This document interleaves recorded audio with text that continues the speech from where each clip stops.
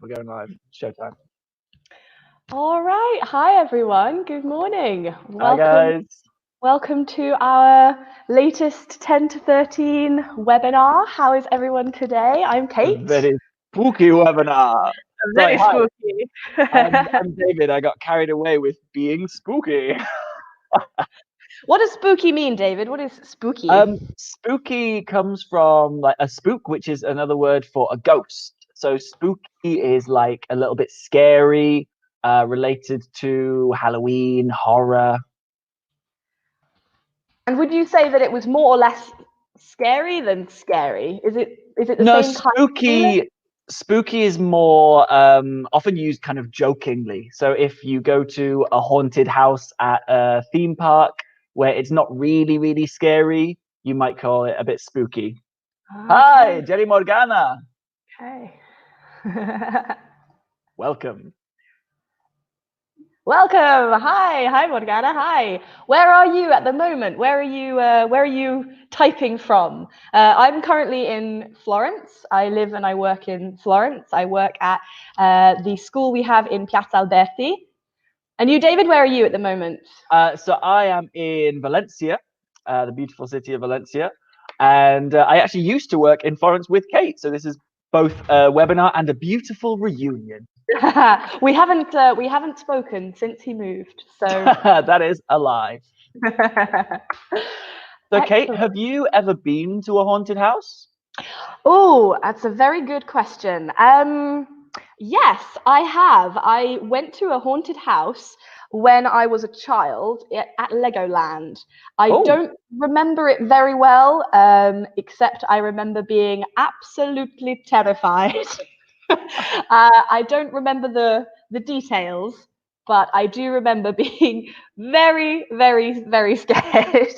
And you, have you ever been to a haunted house? No, I've never been to a haunted house, but I have seen them from a distance. I remember I went to the fair when I was a child, because they used to have a fair in the park near my house, and there was a haunted house, but I never wanted to go in because I've never really liked scary things or spooky things. So this is going to be a very unpleasant focus for me. Yes, this may not be exactly your cup of tea, but okay. Don't worry, I'll be strong. I'll battle through. Excellent. This is a chance to face your fear, maybe. This is your chance to battle those demons. Yes. Let's see. And Deli Morgana has come back. She lost her connection, but she's back. So I see. Okay, all right. We're here, Morgana, with you, without you. We're here. We're waiting for you to get your connection back. Don't worry. All right, fantastic. Well, shall we get started? Shall we begin? Let's do. Monica's here. Oh, hi, Monica. I haven't seen you in so long. Absolutely. Oh, it's been a very long time. Yes, Monica is one of our students in Piazza Alberti, and so David and Monica, this is another beautiful reunion. Another reunion, absolutely. So, Monica, Morgana, have you ever been to a haunted house? I don't know about Italy, but certainly in England, we have a very strong tradition of superstition and scary stories. Absolutely. And I certainly remember in my village being told by other young people, other children, that there were specific locations in my village that were haunted. So I think it's quite a strong tradition generally in Europe. But what do you guys think? In Italy, is it a typical scary story to talk about a haunted house? Tell us about your experiences, guys. And welcome to Chiara and Federica. Thanks for joining us. Hi, Chiara. Hi, Federica. Hi, guys. Oh, Chiara, you're in Genova. Oh, fantastic. I've never been to Genova. One day I hope I'll visit. And Monica said that she has been to a haunted house in, I think you need to check that spelling there, Monica. In Scotland, is that? Ooh, Scotland, yes. Lots and lots of scary stories come from Scotland. Yes, They are big fans of ghost stories in Scotland, for sure. That's really interesting. Tell us about that experience, Monica. What was it like? Was it really scary, or was it just psychological? Or do you think there were real ghosts there? What do you think? And Jenny Morgana said, yes, I should have bought one about 15 years ago. Do you mean you were going to buy a haunted house? Oh, really? Wow. Ooh, creepy. That's really cool. Tell us more about that, Morgana, as we go on. I mean, Kate, here, an interesting thing just to double check. What does haunted mean? Well, that's a very, very good question. We're going to arrive at that question in just a minute. So stay tuned, guys. Stay tuned for the answer. Excellent. I'm looking forward to it. Okay, David, would you read our objectives for today, please? I would be delighted. I hope my pronunciation's okay. A haunted house. In this focus activity, noises, modal perfects, which I see Morgana already used, and writing a poem. But don't worry, guys, today we're not going to make you write. Although you can write a poem at home if you like to. I often do. Absolutely, you're very welcome. But send them to David. He'll happily review them for you. Excellent. Okay, so I'll start. David, shall we alternate? Yeah, let's do it. Wonderful. Okay, so a haunted house. What might you find in a haunted house? What adjectives come to mind when you hear the word haunted? Ooh. Sorry, that's going to happen a lot. I can't resist. Have you ever been in a haunted house? Do you believe in ghosts? Why or why not? So guys in the chat, feel free to answer some of these questions as we speak about them. Ooh, so haunted. So David asked the meaning of the word haunted. Guys in the chat, if you've got any ideas, let us know what you think the word haunted means as we speak about the first question. So David, what might you find in a haunted house? Well, I think that you would find lots of old objects because haunted houses tend to be places that have been abandoned and that are empty. Yes. Yes, I don't picture in my mind a haunted house is a place people live now very often. Usually people were scared away by the feeling of the house. So I agree. Definitely. Just like in the film Casper. Just like in the film Casper, yes. Who was a friendly ghost. He was friendly, it's true, he was friendly. Well, this brings us on to a very important part and answers your question, David, which is, what is haunted? In my mind, haunted is a place where ghosts live. For me, it's important that if someone thinks a place is haunted, they think ghosts live there. That's the most important thing for me. Yeah. Which is ironic saying that ghosts live there, but we have no other way to say that.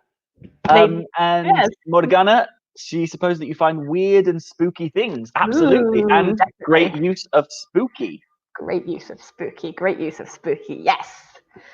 Oh, in fact, she says apparently near Prato there is a big house which is called the Witch's House. Is that true? Is there a story attached to that particular location, Morgana? Was there a legend or some kind of folk story that gave this house the name? Tell us more about it. I'm really curious. Can I go? Can I visit? Chiara, Federica, how about in Genova and Milan? Are there any haunted houses around there? Yeah, tell us more. Tell us more. So we Monica agrees. Ah, there we go. Excellent. Excellent. The community is one. Okay, so what adjectives come to mind when you hear the word haunted, David? What do you think of? Ooh, creepy. Ooh, creepy is a good word. What does creepy mean? So creepy is similar to spooky, but a bit more general. Creepy is something that makes you feel uncomfortable. It's maybe a little bit scary and a bit strange. Yes. So we could use the house is creepy, but you can even describe people as creepy if they make you uncomfortable. Yes. I would never call you creepy, Kate. I can be a little bit creepy sometimes. Sometimes.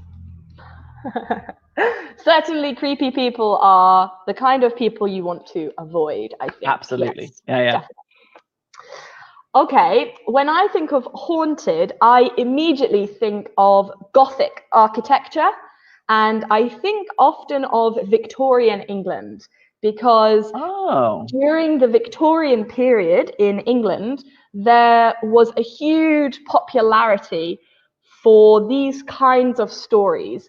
Not always ghost stories, but stories about the supernatural, stories about strange scientific experiments going wrong, that kind of thing. So I think of Victorian England as a very haunted period of time. Okay. Speaking of not haunted, but being a little bit creepy, we got Matteo from Treviso has just joined us, and he's never been in a haunted house, but they have a witch's house there as well. Got a lot of witches' houses in Italy. A lot of witches' houses. This is interesting. So when I think of a witch's house, I imagine something like Baba Yaga. I don't know if you guys at home, if you're familiar with that story, but it's an old folk story about a real witch who lives in a house. And the house has chicken legs, so the house walks around on chicken legs, and it's very scary. But in my mind, I think in England, a witch's house wouldn't be haunted. So it's interesting. Tell us more. If you call a witch's house in Italian, does that mean ghosts live in that house, or do you believe that a witch lived in that house before or does now? I'm really curious what the feeling of witch's house is in Italian. So tell us more. I'm really curious. Interesting. And going back to the idea of a haunted house, we have a really nice adjective from Chiara that a house could be charmed, which is also, speaking of witches, the name of a TV series that I used to watch about three witches. Great TV show. A great TV show. A real good reminder. Yeah, absolutely. In fact, witches are interesting because things like Charmed. I also used to watch Sabrina the Teenage Witch when I was a child. It was a very popular TV show. And when I was adore that show. Witches were kind of transformed from the old lady, kind of like Snow White with the big wart on her big nose. Yeah, I was thinking of the warts. Yeah. And a broom and a cackle, like a very loud laugh, to young and intelligent and kind and a kind of good witch. So growing up, the idea for me of a witch was like a good witch. So what about you, David? When you think of a witch, do you think of someone old and evil or someone young and intelligent and good? What do you think? Well, I think much like you, my original perception of witches as a child was that kind of old, evil, cackling, which I love that you used that word, to cackle. Could you give me an example of a cackle? Oh, I knew you'd ask. A cackle is a very specific kind of laugh. I'm going to need to hear it, Kate. I'm not sure I'm going to be able to give you a very good example, but a cackle is, if you have seen The Wizard of Oz, the Wicked Witch of the West, who has the green skin and the big witch's hat, when she laughs, her type of laugh is a cackle. It's very deep in your throat and it's very loud and very unpleasant. It's not a very friendly laugh. And well, if you're not going to give us an example, Kate, I can help. I think a cackle would sound something like this. Oh, that was a beautiful cackle. That was absolutely fantastic. Wow, that was really impressive. Speaking of witches, we have some more information about the witch's house. So when they lost the war. Now, a couple of corrections here. So here in the first sentence, when they've lost the war, because we're using when, which tense do we need to use after that? What would it be? When? Well, here they've written the present perfect. That's not correct. Yeah. No, if we're using when, we're kind of talking about a specific time in the past. So we should really be using a different tense. Does anybody know which tense we would use?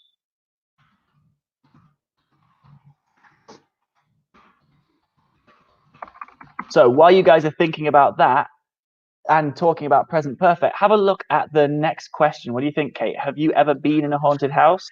So I said I went to a haunted house at Legoland when I was a child. However, I must admit something.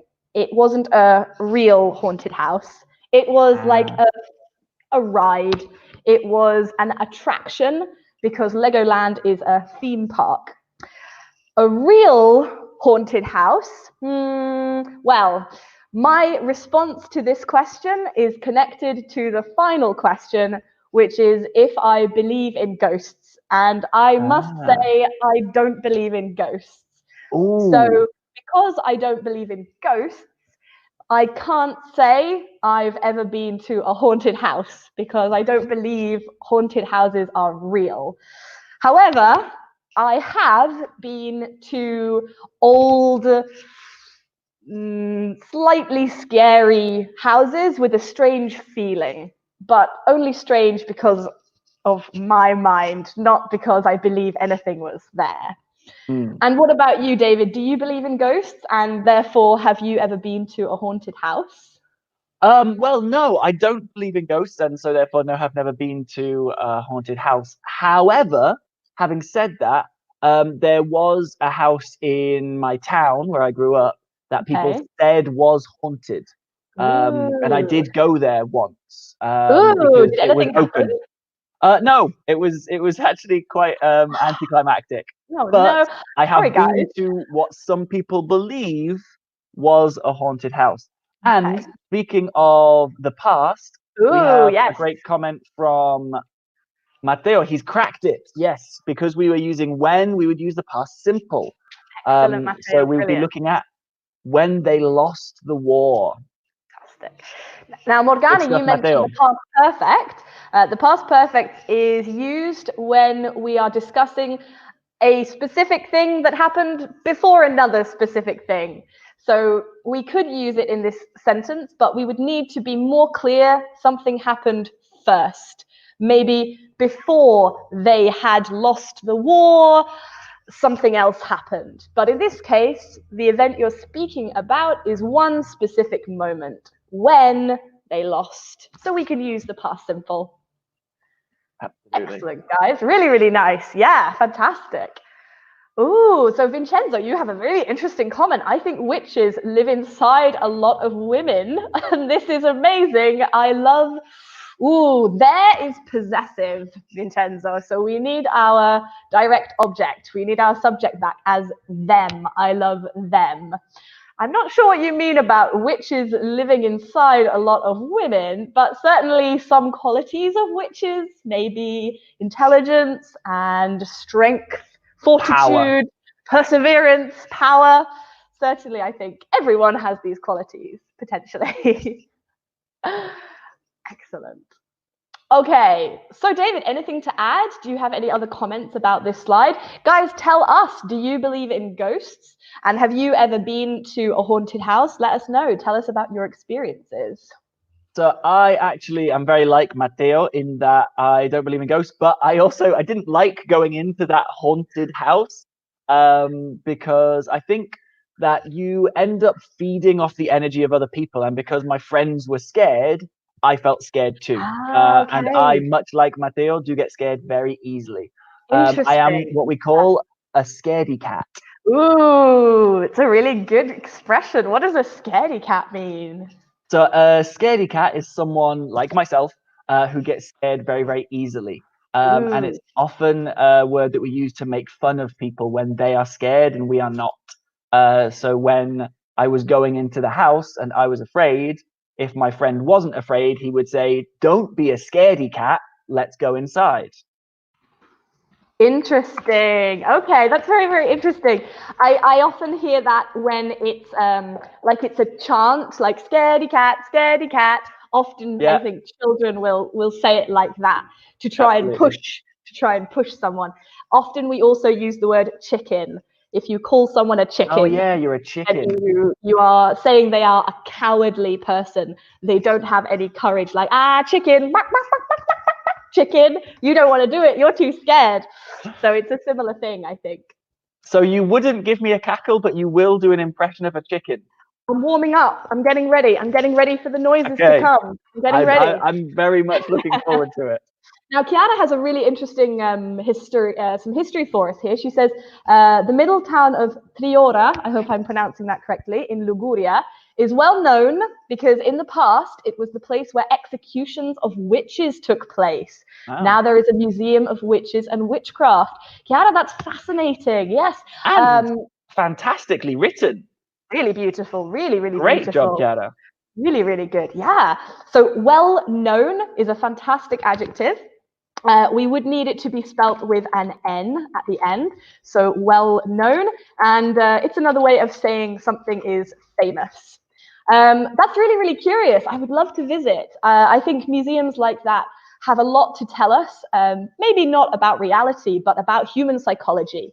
And I think what Matteo and David said about feeling scared in a place that is haunted is very natural and very normal for humans. That often the psychology is incredibly powerful when you are in that location. So I feel that too. I feel scared, even though I don't believe in ghosts. So.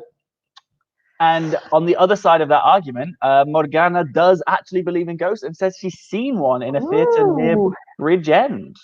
No way! Wow, that's really interesting. There you go. Okay, very, very interesting. Well, Morgana, tell us more about it. What did the ghosts look like? Did they say anything? Did they move around? What happened? What happened? Okay, so let's move on. We're going to talk a little bit more. We promised you some noises.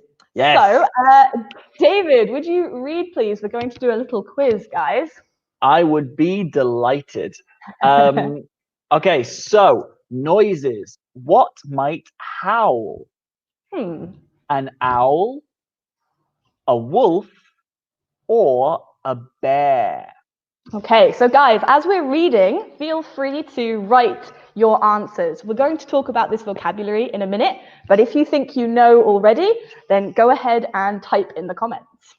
And here, guys, interesting to look at the pronunciation. So as we know, pronunciation in English is quite difficult because it doesn't always match with the spelling of the words. So if we look at an owl and a wolf, they both have the O, but one is pronounced ow and the other is pronounced o. So watch out for these vowels. They can be really tricky. Absolutely. Absolutely. Okay, question 2 is what might creak? A, an old door, B, an old lady, or C, an old record player? That's a tricky one. I'm on the fence with that one myself. Oh, okay, interesting. And speaking of me, apparently I am a wuss. Wow, thank you very much, Monica. Absolutely.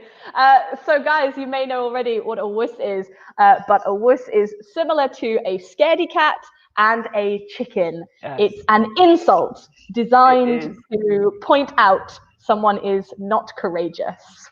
And very, very good vocabulary. Really good vocabulary. Really, really good. Oh, wow. Morgana has told us a little more about her ghost experience, her sighting. She says, in the blink of an eye, I've seen an effervescent figure shaped as a man floating in the aisle. Oh, my goodness. What a story. Wow. Now, evanescence is an amazing word. Evanescence is the atmosphere. The adjective would be effervescent with a T at the end, effervescent. That's really fascinating, Morgana. In the blink of an eye as well, guys. Yeah, in the lovely phrase. What does it mean in the blink of an eye? What do you think?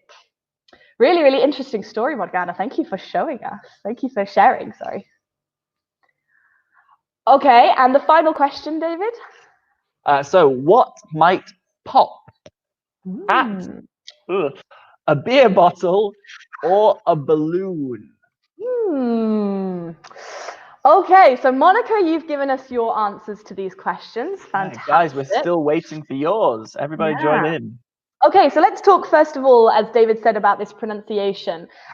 So as you can see, I've typed 3 words into the chat here.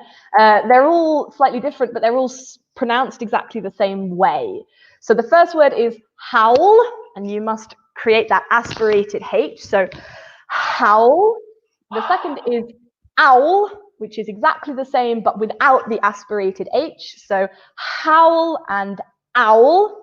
And the third word, which is a difficult word for a lot of people, is vowel. What is a vowel, David? So vowel for letters would be the letters A, E, I, O, and U. Beautiful, beautiful pronunciation. And we have some new guests joining us. So welcome to Roz Watts. Hi, Roz. Where are you typing from? Where are you currently? And we have Sally Eaton, who sends her greetings from Padova. Fantastic. Hi, guys. Welcome, welcome. Okay, so howl. What might howl? Well, Monica has chosen B, which is a wolf. So we need to answer the question: what is a howl? David, would you kindly do your best impression of a howl for me? I had a feeling you might ask me, and I apologize if I deafen anyone. So a howl would be ow, ow, ow, ow. Oh! It sounds like the wolf pack is responding. Oh, they are. I think I might have given the answer away, Kate. I think you might have done. So, guys, a howl is the noise that we consider a wolf makes, a howl. And it's that very particular high-pitched noise. Even some dogs make it. I live with a dog, and if you're lucky, if you howl long enough, he starts to join in. He starts to howl a little too.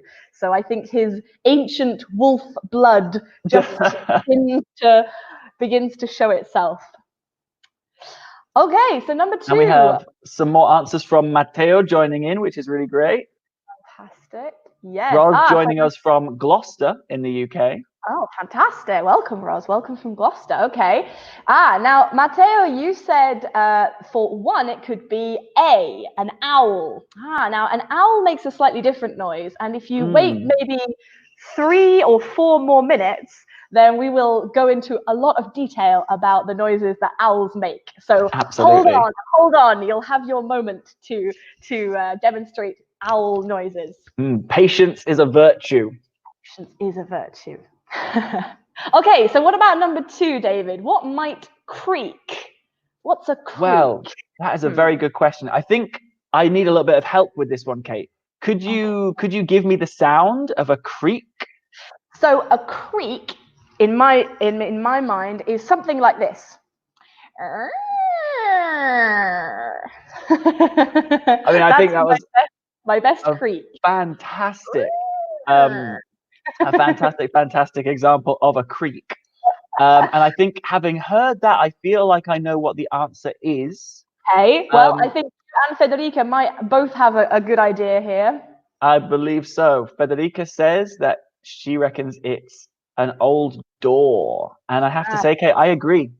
And in fact, Matteo also chose A, and indeed Monica chose A, and they are all correct. So excellent stuff, guys.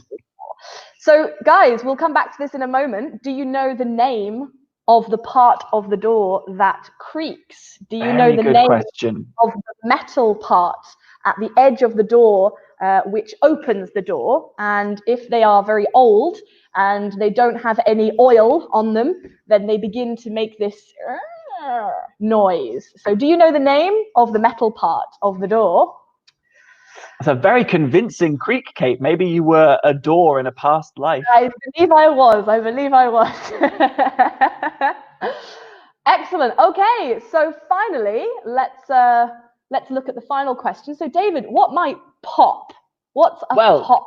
That is a very interesting question. A pop. Let's see if I can get one of these out. Oh, beautiful. Fantastic. Not as strong as yours, but I'm working on it. It's a work in progress. Well, Sally Eaton says that weasels pop. Now, this is actually a reference to a song from my childhood, because we used to sing a song that finished "Pop goes the weasel," but I don't think it meant literally. A weasel, David. A very interesting question. A weasel is a small rodent, kind of like a rat, but it's longer than a rat. Yes, I know, like a ferret. They're in the same family, I think. Yeah, often found in the countryside. Okay, yes, and they go very fast and they're very low to the ground, I think. Yes, but they do not usually pop. Not usually pop. Oh, that was very weak. A weak attempt. Hang on a minute. I'll come back with a stronger one. Ah, yes. That was the one. That was the one. Okay, guys, so I do hope that you are all popping at home. Although we can't hear you, I'm hoping that you're joining us on this popping adventure. Oh God, I keep losing But it. make sure you wash your hands. Yes, definitely. Wash your hands and then you can pop. That's fine. My hands are very washed, I promise. And Monica, again, yes, it is a door hinge. Fantastic very work, good. Monica. Nice. Rosewat's also got it. That's fantastic. So yeah, absolutely, guys. A hinge. Perfect, perfect. So I think, or rather, I hope that cats do not pop. I think a popping cat would be a terrifying thing to see. So I don't think we can say cats pop. No. However, I would argue that both a beer bottle and a balloon can both pop, in my opinion. Kind of. Absolutely. Almost. I suppose it depends on the meaning, because obviously pop can be a verb, which means to kind of like explode, right? Absolutely. But then pop can also be just to describe the sound, which would really be right for a beer bottle. This is very true. So if you're describing the sound, then I think a beer bottle can pop. Yeah. Usually when we speak about bottles, we say that fizzy alcohol, alcohol with bubbles, that could pop. So you can pop a bottle of champagne, for example, or pop a bottle of Prosecco, but you don't usually say pop a bottle of beer. Usually you open it, but the sound is a pop. Interestingly enough, speaking of a little bit of etymology as well, I know that in the States, when they drink fizzy drinks or soft drinks, as we call them, they do call it pop. There you go. Yes, absolutely. Probably so because of the sound. Is also soda. It's also the same as soda. So you can say, would you like some pop? And if you say that, it could mean, would you like some soda? Maybe a Coca-Cola or lemonade or something. And Alice, who is joining us from Maes Turin, Hi, Alice. I would love to invite you to a pop, but we can't because we're on the internet. But welcome all the same. Welcome anywhere. Welcome all of you. Wonderful. Fantastic. All right, guys. So I think the most appropriate pop here is a balloon. And in this case, it's the word to explode. So when we say a balloon pops, then we mean the balloon has exploded, maybe because you used a pin to break the outside and it goes and it explodes. And actually, speaking of balloons popping, when I was a child, I think it was my 6th or 7th birthday, I have 3 photos of myself from that day sitting in front of my birthday cake. The first photo shows my dad standing behind me with a balloon full of water. No! The last picture shows my dad standing above me with a popped balloon and a very wet sun in front of him. No, that's terrible. But the second picture was amazing because it showed the balloon that had popped, but you could still see the shape of the balloon made out of water. No, oh my goodness, that's amazing. You'll have to share them. You'll have to share them somewhere where we can. I will find a way. Amazing, amazing. What a terrible father. And now the entire world knows. And now everyone knows. All right, so guys, let's move on. Now we said we were going to look at some different noises. Excellent. So we're going to look at some different animals, and we're going to talk about the different types of noises that they make in English. Now I say make in English, which sounds a bit strange, but the reason for that is because in different countries, we define the noises made by animals very, very differently. So as we go through, by all means, please share in your culture. I think most of those who are joining us are Italian at the moment, but if you are from France or from Spain or anyone else, then do tell us. Tell us when you see these noises written in your language, how are they written? Are they the same or are they different? And we'll give some examples as we go. So David, would you read, please? I would be delighted to. Noises. Try to guess which animals might make the following noises. Would you like me to read those noises, Kate? Shall we read the animals and then maybe we can guess as we go? I like it. I like it. So, cat. What sound would a cat make? And the interesting thing is, obviously, these animals make different sounds in every country. Exactly. Okay. Well, I think of a cat. I think a cat goes like meow. That's the noise I think of. Meow. Sometimes if a cat is unhappy, but usually meow. That's the noise I think of. Yeah, I agree. Interesting fact, actually. Did you know that in Mandarin, the word for cat is mao? Mao. There you go. Yeah. Fantastic. So it's almost the same as the noise they make. Guys, do you know the word for when a sound is written in the same way as the noise that it makes? So a word like pop, we write pop and it sounds like that. Pop. The same for when you sneeze, we go achoo and we write achoo. Yes, Matteo, so quick, fantastic. Brilliant work, Matteo. He's got it in one. Onomatopoeic, that's fantastic. And this is what we're talking about here. So all of these different words are the way that we write the sound these animals make. For an English ear, or shall we say Anglo-Saxon, then it's the way we hear the noises. Yes. Okay. And very quickly, just going back to pop, we have Morgana asking why lollipops are called lollipop. Lolly actually comes from the tongue in the roots of the word, and pop is again because of that sound.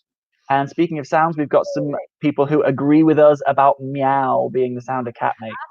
Yes, excellent. And a very sweet comment from Anna. I'm glad that you are learning a lot, Anna. We are having a very good time teaching. Excellent. Okay, so what about the next animal, David? What about a dog? What noise does a dog make? Ooh, a dog. This one, I know which one I'm thinking of, but the interesting one, this one is not onomatopoeic. No, I agree with you. I agree. Ooh, Monica, overachiever there. She's got a whole list going on. Wow, this is amazing. Spoiling the surprise, Monica. Slow down. No, this is great. I love it. I love your enthusiasm. So here we have some interesting answers. Before I even had a chance to get there, we have Roz saying woof, which is the onomatopoeic sound of a dog making a noise. And the verb that we use is to bark. Good job. And we have several people with that correct answer. Really good work, guys. Fantastic. Bark at the moon. Nice, like a wolf. So I don't know about, no, in fact, so to bark, we can also use it for people. And it's when someone speaks, but in a very aggressive, quite short, and maybe not very friendly way. So if I say, please don't touch that, then that wouldn't be a bark. But if I go, please don't touch that, and I say it quite quickly and I say it a little aggressively, then we could say that someone barks at another person because it's reminiscent. It reminds us of the aggression of a dog. So particularly when sorry to interrupt you there, Kate. I was just going to say, when I hear this word, I often think of soldiers in the army. If their drill instructor is shouting instructions at them, then he would say he's barking at them. Yes, so we could say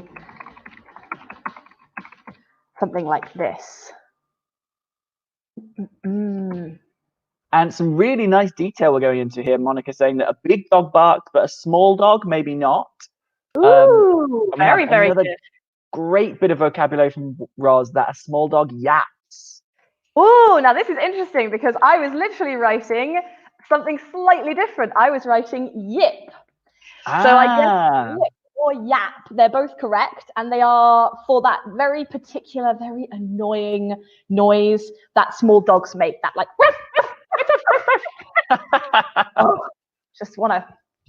yeah. Well, at least now we have annoyed everyone with that sound.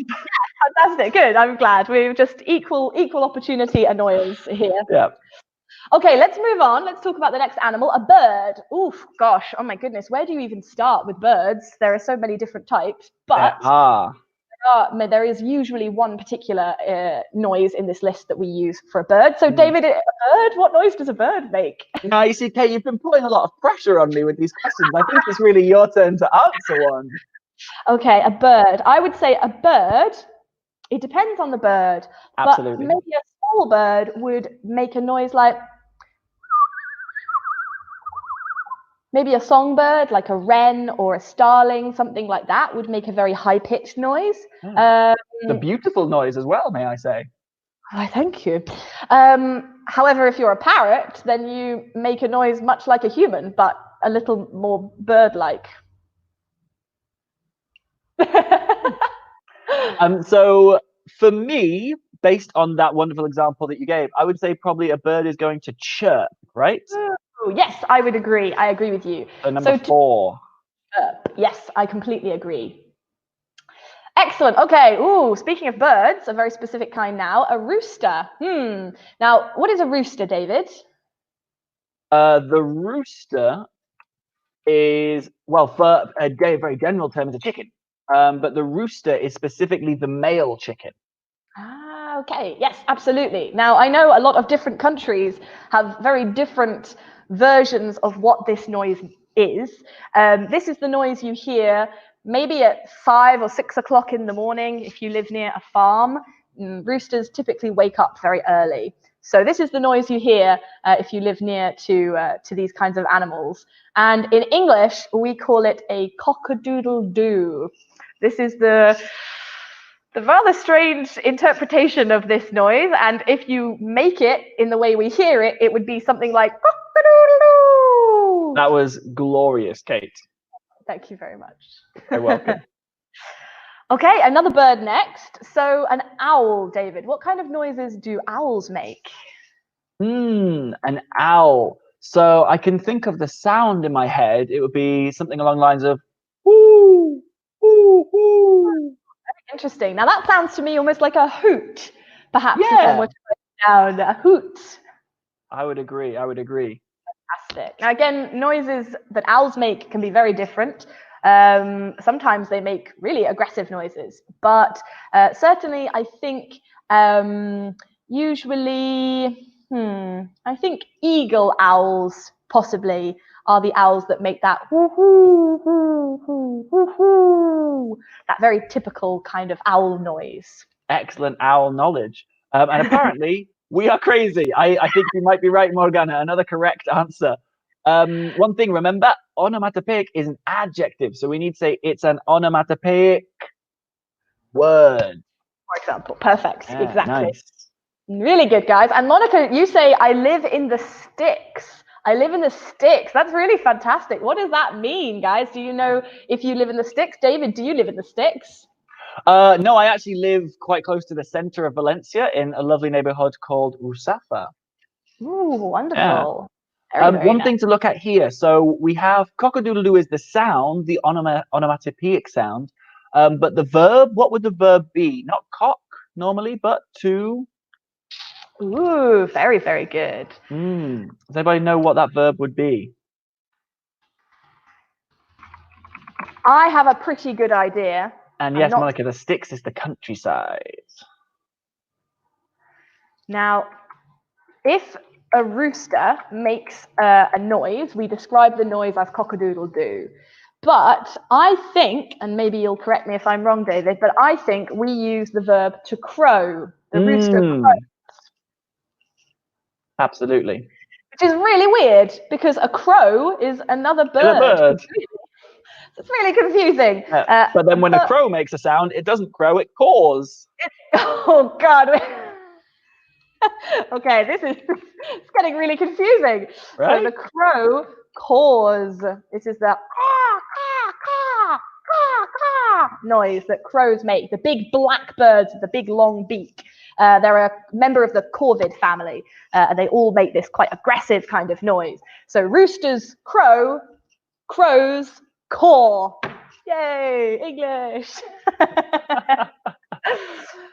Excellent. Okay, let's move on. What about a lion? Oof, what noise does a lion make? How do we describe the noise?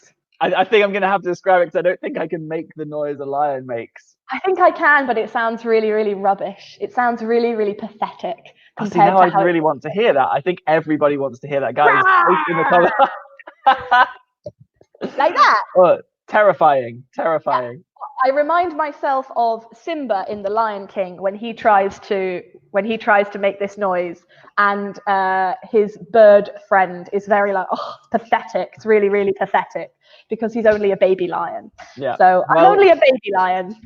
Kate, you remind me of Mufasa himself. So I die in a stampede. Thanks. Yeah. Thanks very Whoa! much. Spoilers. Maybe people haven't seen The Lion King. Honestly, it's pretty. I mean, he lives forever. And And you're all correct, guys. You're all absolutely right. Kiara, fantastic. Roz, fantastic. Raw. Oh, now Roz brings up a really interesting point here. David, do you want to explain what's happening here? Yeah, so we have two words which sound the same. So these are homophones with the same sound, but they have a different meaning.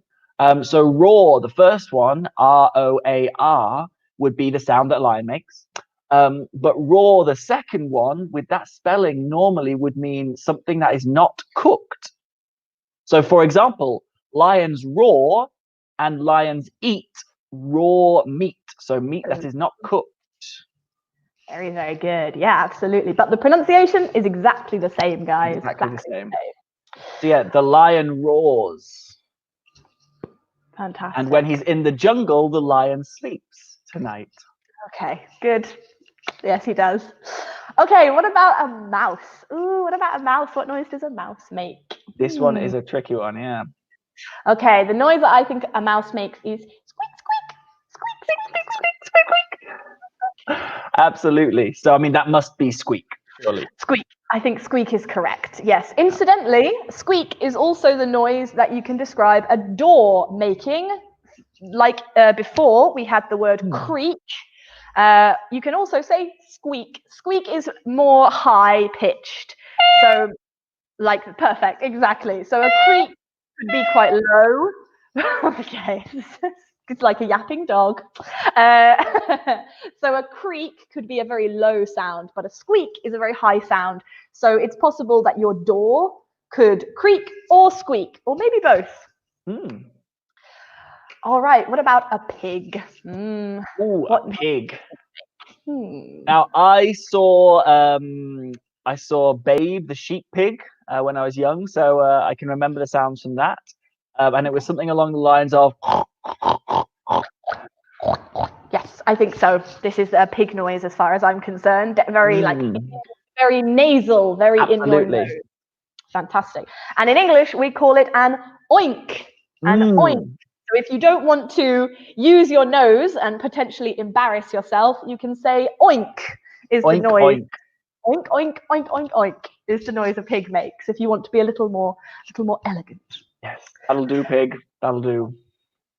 Okay, now wolf, we more or less had before. David, could we get your wolf noise again? Sorry, I don't quite remember. Sorry, I'm just imagining everybody watching doing that at home. I'm sure you all are. I really hope that you are, guys. Let's do it one more time. Give you the chance just to really, get your English engaged. I think it's really important. 1. Nice, guys. Really, really nice. Excellent. Okay, and the final animal is a sheep. A sheep. So what noise we've got by process of elimination, maybe we can discover, but what noise does a sheep make, David? Well, I think I can answer this one with a short joke, Kate. All right. Well, that's a wonderful way to end this webinar. Go ahead, David. Go ahead. Where do sheep spend time with their friends? Sorry, where do sheep spend time with their friends? I was going to say irregular plural there, David. Just checking. I don't know. Where do sheep spend time with their friends? They spend time at the bar. Okay. Yes. Very funny. I'm laughing so much it hurts. Okay. So guys, the noise that sheep make is a bah noise. So they go to the bar. They go to the bar. Nice. Very funny. I Very couldn't funny. resist. I couldn't resist. Honestly, we're just not on your level, David. We're not quick enough for you. I'm sorry. All right, guys. Well, that brings us to a close. I hope you've enjoyed all of the noises we've made this morning, and Well, I hope you enjoyed making them at Monica home. has definitely enjoyed it, which is a relief. I hope you howled with us, Monica. I hope that you engaged in our howling. And guys, it's been so nice to have you with us this morning. I hope Thank that you so you've much for joining enjoyed. us. I hope you've learned a thing or two. Stay tuned. As you know, these webinars are for every level, every hour, from 10 o'clock in the morning till 9 o'clock at night. So stay tuned and keep watching. And thank you for your kind comments. And have a wonderful Tuesday. And we'll see you soon, I hope. It has been absolutely fantastic. Bye, everybody. Bye, guys. Bye-bye. Have a good day. Bye. Have a great day.